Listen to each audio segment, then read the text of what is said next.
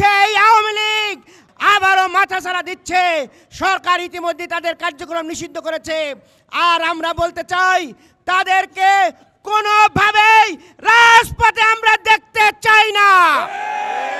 সরকারের কাছে আমরা বলতে চাই, আরো ট্রাইব্যুনাল গঠন করুন, দ্রুত তাদের বিচার করুন এবং বিচারের মাধ্যমে তাদেরকে আইনগতভাবে চিরতরে নিষিদ্ধ করতে হবে।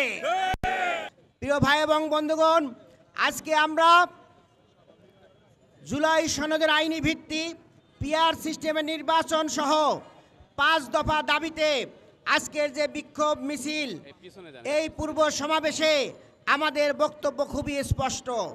আমরা দেখতে পাচ্ছি বিগত ফ্যাসিস্ট আওয়ামী লীগ জনগণের উপরে যে দুঃশাসন চালিয়েছিল, যেভাবে জানমালের ক্ষতি করেছিল, আয়না ঘরের মাধ্যমে, ক্রস ফায়ারের মাধ্যমে, ফাঁসির দিয়ে এই দেশের আপামর জনসাধারণের সবচেয়ে প্রাণপ্রিয় নেতাদেরকে তারা হত্যা করেছিল। তারা শাপলা চত্বরের সে শহীদের বন্যা বয়ে দিয়েছিল। তারা সেই বিডিআর হত্যাকাণ্ড, পল্টন হত্যাকাণ্ড সহ অসংখ্য হত্যাকাণ্ডের মাধ্যমে মানুষের রক্ত নিয়ে খেলা করেছে। সেই আওয়ামী লীগ আজ অল্প কিছুদিনের মধ্যে আবারও মাথাছাড়া দিচ্ছে। সরকার ইতিমধ্যে তাদের কার্যক্রম নিষিদ্ধ করেছে। আর আমরা বলতে চাই, তাদেরকে কোনোভাবেই রাজপথে আমরা দেখতে চাই না।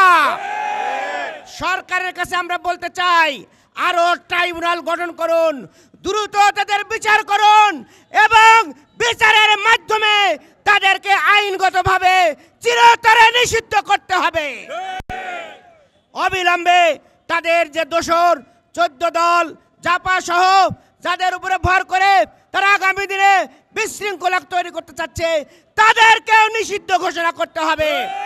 এবং আমাদের যে 5 দফা জুলাই সনদের আইনি ভিত্তি, পিআর সিস্টেমে অবাধ এবং সুষ্ঠু নির্বাচনের পরিবেশ সৃষ্টি করতে হবে। যদি আপনারা ব্যর্থ হন, তাহলে সকল দায় দায়িত্ব অন্তর্বর্তীকালীন সরকারকেই গ্রহণ করতে হবে। তাই আসুন, আপনারা জনগণের চোখের ভাষা বুঝুন, জনগণের মুখের ভাষা বুঝুন। আমরা জনগণের পক্ষ থেকে যে 5 দফা দাবি দিয়েছি, এই 5 দফা দাবি মেনে নিয়ে ফেব্রুয়ারিতে নির্বাচনের অনুষ্ঠান করে আপনারা জনগণের হাতে জনগণের ক্ষমতা দিয়ে আপনারা বিদায় নেবেন, সেই উদাত্ত আহ্বান জানিয়ে আমার বক্তব্য এখানে শেষ করছি। সবাইকে ধন্যবাদ। আল্লাহ হাফেজ।